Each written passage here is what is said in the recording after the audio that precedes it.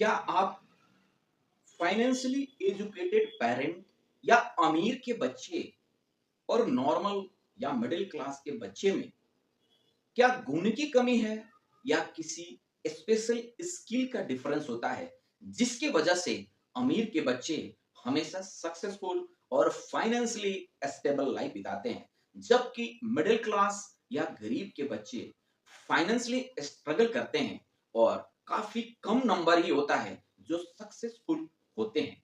तो आइए आज हम इसी डिफरेंस को एक मोटिवेशनल स्टोरी के माध्यम से, काल्पनिक स्टोरी के माध्यम से बताऊंगा कि कैसे अमीर के बच्चे और गरीब के बच्चे के शुरुआती परवरिश या एजुकेशन लाइफ में डिफरेंस क्रिएट करता है। अगर आप भी इस डिफरेंस को समझ लेंगे तो आप भी अपने बच्चे को अमीर बनाने का हर वो गुण, हर वो हैबिट आज से डेवलप कर लेंगे। तो आइए जानते हैं। सबसे पहला, दो दोस्त थे, दोनों के पेरेंट अलग था। रामू एक व्यापारी और बिजनेसमैन का बच्चा था, जबकि टिंकू एक मिडिल क्लास सिंपल परिवार के बच्चा। रामू और टिंकू के अंदर काफी गहरा दोस्ती थी। रामू और टिंकू बचपन से ही एक ही स्कूल में पढ़ते थे। दोनों की गहरी दोस्ती के साथ साथ एजुकेशन यानी कि जो एकेडमिक पढ़ाई करता था, दोनों की ग्रेड एकदम अच्छा आता था। इवन मैं कहूं रामू से भी अच्छा जो टिंकू, जो मिडिल क्लास और नॉर्मल परिवार के बच्चे थे, नंबर लाने में इसकी काफी ज्यादा मेहनत होती थी और वो नंबर उससे ज्यादा भी लाता था। लेकिन लगभग दोनों की पढ़ाई, ग्रेड, क्लास और परवरिश अच्छी दिख रही थी। समय धीरे धीरे बीतते गया और रामू ने अमीर का आदत सीखते रहा। श्यामू यानी कि टिंकू का निक नेम है, उसने भी अपना परिवार का अच्छे हैबिट जो भी थे सीखते हुए आगे बढ़ा और दोनों की उम्र बढ़ती गई। दोनों की उम्र अब कमाने लायक हो गई। दोनों ने कॉलेज को छोड़ा, दैट मीन्स कंप्लीट कर कर और नौकरी पकड़ ली। दोनों की नौकरी तो सेम ही थी, लेकिन फिर भी डिफरेंस कैसे आया? 10 साल बाद दोनों के डिफरेंस जमीन और आसमान से आप कर सकते हैं। रामू अपने लाइफ में काफी आगे, फाइनेंशियली सक्सेसफुल और मैं कहूं फ्री हो गया था 10 साल में। और श्यामू अभी भी स्ट्रगल कर रहा था।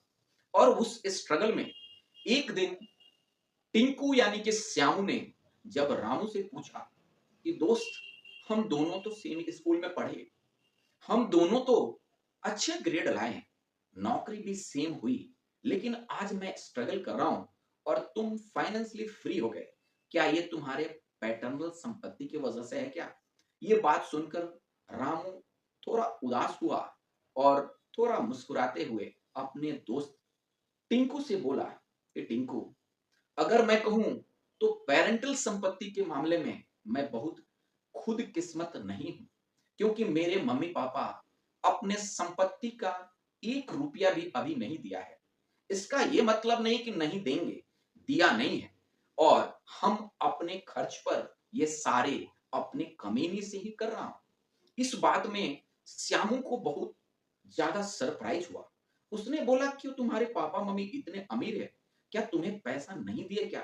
तो रामू ने बताया कि दोस्त, पैसा देंगे, लेकिन उनकी तो सीख है कि हम तुम्हें फ्री का पैसा कुछ भी नहीं देंगे जब तक तुम अपने पैरों पर अपने डिपेंडेंसी को पूरे के पूरे साबित नहीं करते हो। दैट मीन्स खुद के बल पर फाइनेंशियली फ्री हो जाओ, खुद के बल पर पैसा संभालना सीख जाओ, खुद के बल पर बिजनेस या अमीरी की ओर बढ़ो, तब जाकर तब जाकर मैं तुम्हें पैसा दूंगा, या दूंगा कि नहीं ये मैं बताऊंगा।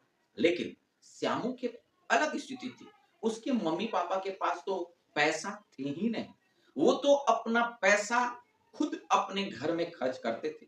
उसके मम्मी पापा की परवरिश से सीखकर श्यामू ने शुरू से ही क्रेडिट कार्ड पर घर की रिक्वायरमेंट पूरा किया, खुद की ईएमआई पर बाइक ले ली, ईएमआई पर छोटा फ्लैट खरीद लिया, ईएमआई पर शॉपिंग, क्रेडिट कार्ड का इस्तेमाल करना, ये सारे घर में जो परवरिश चल रहा था ना, उसी के बेसिस पर सीखा। और ये ही उसे एक बड़ा जाल में फंसा दिया।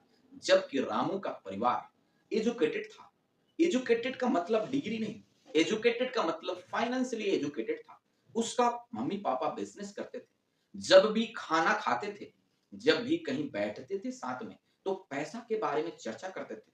वे रामू को बताते थे कि बेटा, बड़े होकर पैसा कैसे कमाया जाता है, पैसा कैसे बचाया जाता है, पैसा कैसे इन्वेस्ट किया जाता है, पैसे कैसे मल्टीप्लाई किया जाता है और अपने लिए पैसे से कैसे काम कराया जाता है। ये सारे कंसेप्ट काफी टफ होता है अगर आपको जानकारी नहीं हो। लेकिन रामू को तो बचपन से इसका हैबिट हो गई थी। इसके रिगार्डिंग कितना केस स्टडी और प्रैक्टिकल लाइफ में अप्लाई कर कर ये सारे कंठस्थ हो चुका था। यानी कि वो प्रैक्टिकली काफी अवेयर था ये सारे कंसेप्ट को। और यही तो कंसेप्ट हमें फाइनेंशियली एजुकेट करता है। जबकि श्यामू के घर में पैसे की बात ही नहीं होती थी। अगर श्यामू कभी पैसा के बारे में पूछ ले तो माता पिता ऐसे गुस्से हो जाते थे जैसे लगता था कि वो आतंकवादी बनने जा रहा है।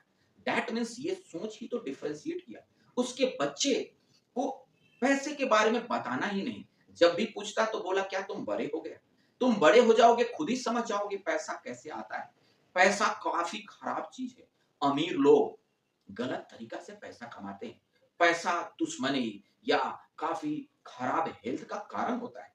पैसे वाला लोग काफी बेईमान होते हैं। इस तरह का कंसेप्ट श्यामू के मदर फादर उसके बच्चे के अंदर भर दिए थे। और मैं ये नहीं कहूंगा कि उसके मम्मी पापा गड़बड़ है या गलत है। उनको भी इसी तरह के समाज से हो सके उनके मम्मी पापा से इस तरह का एजुकेशन मिला।